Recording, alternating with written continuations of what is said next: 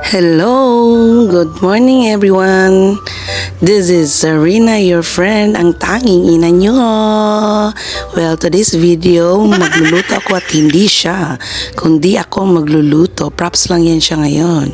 Dahil lunchtime na, darating na ang ating mga kiddos, mga kids natin. Kailangan masustansyang papakain natin sa kanila. Kaya ngayon, bumili ako ng 25, yung nakabalot na ng mga gulay na may repol, sayote at Baguio beans. Nagkakalaga lang siya ng 25.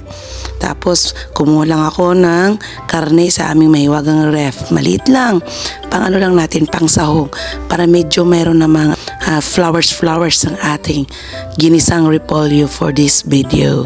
Yes, yan. Baka hindi yun hugasan ha. Yan, naready na natin ang ating mahiwagang kawali with sandok na sumasayaw-sayaw. Yes, sayaw-sayaw ang aming sandok dahil hindi balance ang aming lutuan sa aming kinalalagyan na kinalagyan namin ng lutuan namin kaya ganyan. Wala pong maligno dyan or something talaga pong hindi balance yung aming burner kaya nagiging ganyan, sumasayaw-sayaw siya. Yan. Ginisa na natin yung bawang sibuyas, stika, pinunasan ko yung aming burner kasi mamantika siya. Parang nasasagwaan akong tignan. Well, mga kapatid, mga sister, mga friend, na gisa-gisa tayo. Gusto ko talaga yung lumalab niya. Ayan, inaamoy-amoy ko pa Bago talagang mabango, pwede na ihulog ang ating mahiwag karne. Kasi yung karne ay nagdadala rin ng mabangong aroma.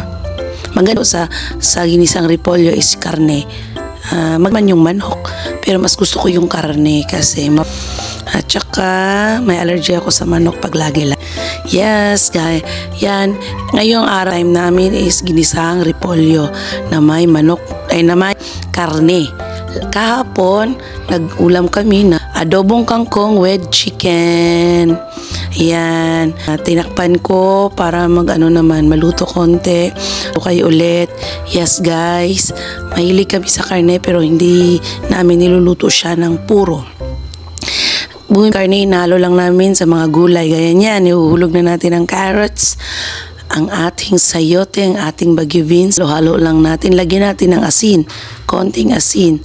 Huwag niyong kakalimutan yan. Konting powder. Powder na Yung powder na nilalagay natin yan. Naubos na pala yung toyo ko. Paminta powder. Lagyan nyo ng pamilagi para mas lalong luminamnam. Ayan, toyo namin. Laging maksaya kami sa... Nilalagyan ko yun ng tubig, guys. Lagyan natin ng isang baso. Tapos yan, lamambot. Pwede na natin ihulog ang ating repolyo. Yan, repolyo. Ang daming repolyo, Ini-slice ko lang yun siya kasi parang pansit.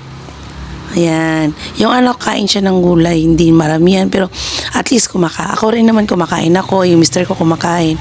Yung namin, yung hindi naman palagi, pero yung nagtitipid sa ulam. Titipid, ibig sabihin na maliit lang yung ulam namin, nagtitami lagi.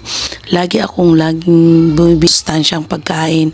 Hindi namin sinasana yung sarili na masasarap at laging karne, isda kami. Yan, gulay, benta sa palengke na mura pag marunong ka lang talaga maghanap. Minsan, nag-ulam kami ng namin sa itlog kasi mas nakakamura kami. Yun ang tips. Gusto nyo makamura, makatipid, mag-start na kayo sa palengke. Yun yung ginagawa ko lang. Yaman, saktong-sakto lang po yung income namin. At saka dapat laging nakakasya. At hindi laging pinagbibigyan natin yung sarili natin sarap. Lagi nating alagaan yung sarili natin. Ayan na. Paluto na yan, tiyaga na natin sa ating lagayan. Huwag niyong i-overcook yung repolyo, Yan. Matatakam na ba talaga ako nito? Yum. Let's eat. Ayan na po. Thanks for watching. Ito ang tanging ina nyo. Bye.